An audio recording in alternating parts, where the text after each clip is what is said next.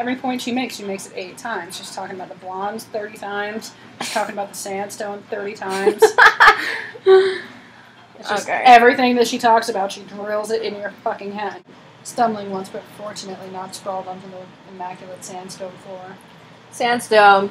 I couldn't agree more, Miss Steele, he replies, his voice soft, and for some inexplicable reason I find myself blushing. Because you've never talked to a man before? Take all the time you need, Miss Steele. Business is all about people, Miss Steele.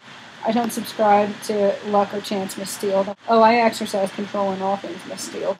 I employ over 40,000 people, Miss Steele. I have varied interests, Miss Steele. I'm a very wealthy man, Miss Steele. I can't eat money, Miss Steele. That's a matter of public record, Miss Steele. I'm a very private person, Miss Steele. Why does he say Miss Steele after every answer? I don't fucking know. To show that he is proper and professional. No, Anastasia, I'm not. Ooh, Anastasia now. Where were we, Miss Steele? Until we meet again, Miss Steele. Just ensuring you make it through the door, Miss Steele. Miss Steele, what a pleasant surprise. It's a pleasure to see you again, Miss Steele. Please lead the way, Miss Steele, he says. I haven't made any plans, Mr. Gray. Can you come up with more than one goddamn sentence structure?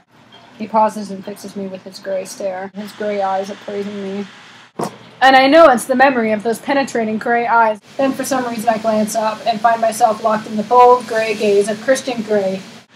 The words are out of my mouth before I could stop them. Oh no, I'm musing out loud again. Crap. Why didn't I employ some kind of filter before I read this straight out? I'm babbling. Stop now. You must be an only child. Sorry.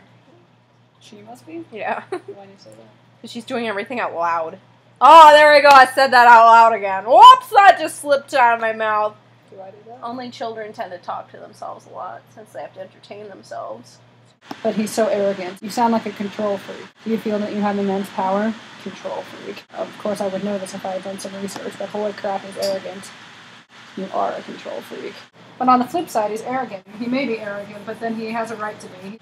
He's very driven, controlling, arrogant, scary, but very charismatic. Paul's always been a buddy, and in this strange moment that I'm having with the rich, powerful, awesomely off-the-charts attractive control freak Gray. Arrogant, control freak, arrogant, control freak. Or so. You know what? A lot of guys that are, like, super controlling like that are the ones that want to be controlled during sex, so I don't understand.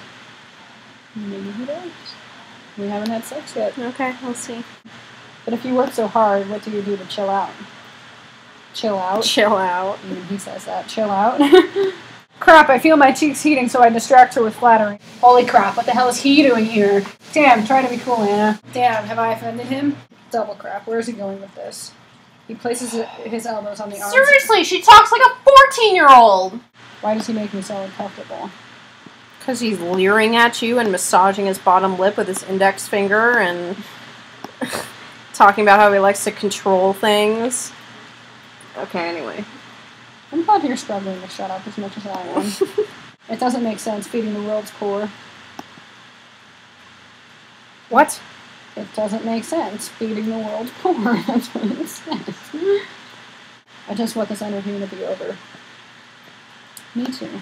Me too. The blood drains out from my head. Or no, Kate, Miss Kavanaugh, she compiled the questions. The blood drains out of my head. Oh, God. Is the blood draining out of your head? Yeah! Stupidity! Okay. Mr. Gray, forgive me for interrupting, but your next meeting is in 2 minutes. We're not finished here, Andrea. Please cancel my next meeting. Blonde number 2 is gaping at him. Okay.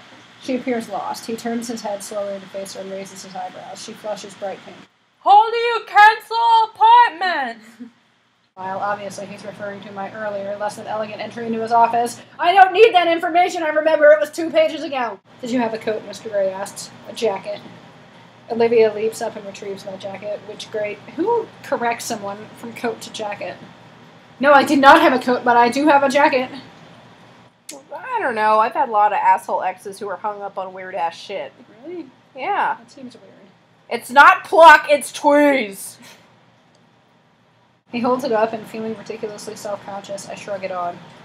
Gray places his hands for a moment on my shoulders. I gasp at the contact. Right? Picture that actually happening, like. He touched.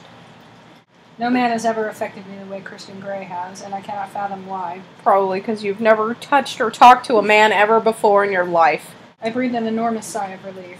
What in heaven's name was all that about? Leaning against one of the steel pillars of the building, I valiantly attempt to calm down and gather my thoughts. You interviewed him, then he opened the door for you to let you leave. Kind of touched you a little bit as he helped you with the jacket. When I can breathe normally again, I head for the car. So she's so freaked out that she's just sitting there going, oh my god, what was that? As I leave city limits behind, I begin to feel foolish and embarrassed as I replay the interview in my mind. I switch on the stereo and turn the volume up loud, sit back and listen to thumping indie rock music as I press down on the accelerator.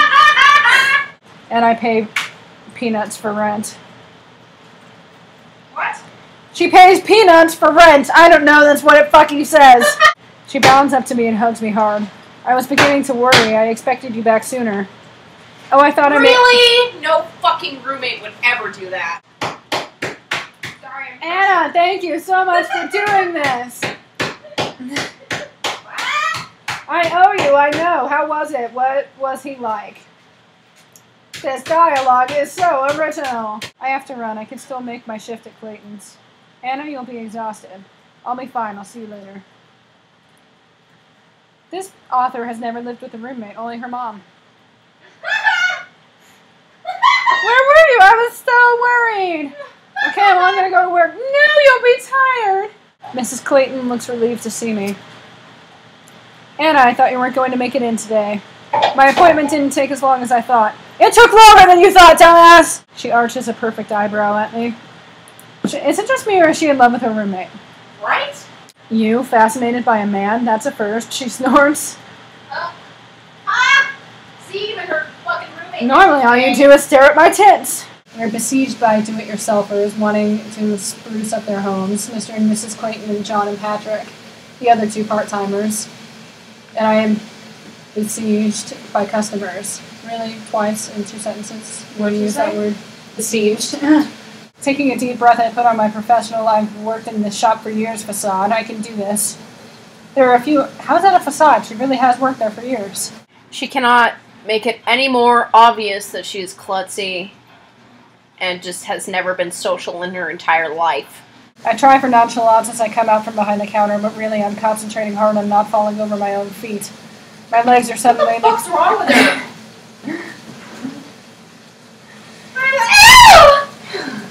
Let me just walk to the store. The sex has to be good because the rest of it's awful, and this is a bestseller. Things are passing off as bestsellers these days. I need to phone Kate and go has a photo shoot. Disinterested.